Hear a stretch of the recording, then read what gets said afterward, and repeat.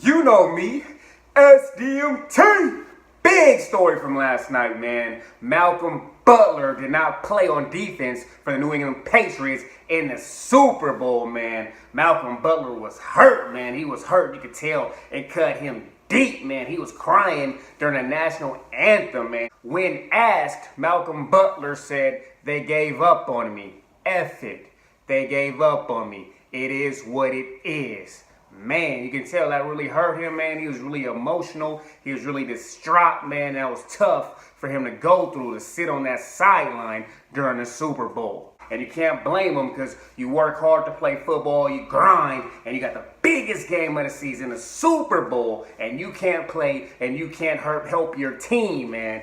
That is huge, man. Bill Belichick said that he made the decision to put the best players out there to get their team to win. So he was pretty much saying that Malcolm Butler would have did more hurt to the Patriots on the field than off the field, man. And that's sad right there. That's cold-blooded right there, man. There's been a little bit more news to come out that said that Malcolm Butler was caught with some weed. You know, that's pretty crazy right there. You got the Super Bowl, you got a lot of things going on, and a lot of players get caught up, you know, during the Super Bowl week, and a lot of that partying and doing things, getting caught with weed, alcohol, or other things. It's happened during the Super Bowl before. So if that is true, that's pretty crazy also. Here's what Brandon Browner had to say on that topic.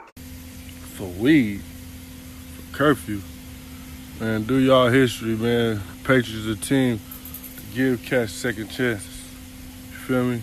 Then I know players that they used to let wives sleep in the bed with them on away games. You know, I ain't gonna say no names. Just like every job, right? There's always favorites. You feel me? And little bro wasn't a favorite. You know, he was a favorite as far as what he can do, but probably it felt like they can, you know, use him like he was a pawn, a piece to the, you know, this game. Use him for what he's worth. He's gonna, you know, give you everything.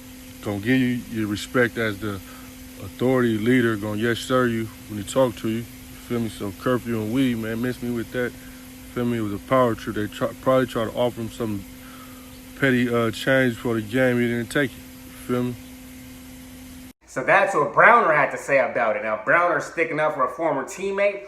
Also, he's a big proponent of weed. You know, he smokes weed on his Instagram, and he really pushes and promotes weed. He says it helps players deal with pain and a lot of things they've been through on the field. So the Patriots chose to go with Eric Rowe. Now, Eric Rowe got mossed by Alshon Jeffrey for a touchdown. He also gave up a few more catches to Alshon Jeffrey and Nelson Aguilar. Now, that's pretty huge. Could Malcolm Butler have made an impact play in that game to help Tom Brady and the Patriots win that Super Bowl? We don't know. Do we think that Malcolm Butler is better than Eric Rowe? I think so. So pretty much, could he have been a factor? I say yes, but we will never know. The Eagles got the Super Bowl. They win. Congratulations to them. Now, this is huge. This is a big story and a lot of turmoil coming out of New England about Malcolm Butler. Now, I knew Malcolm Butler was on his way out of New England when they signed Gilmore to that big contract and they didn't give Malcolm Butler an extension. Malcolm Butler will be an unrestricted free agent going into the offseason. Now, he's going to garner a lot of interest, a veteran cornerback who's has Super Bowl rings and has made big plays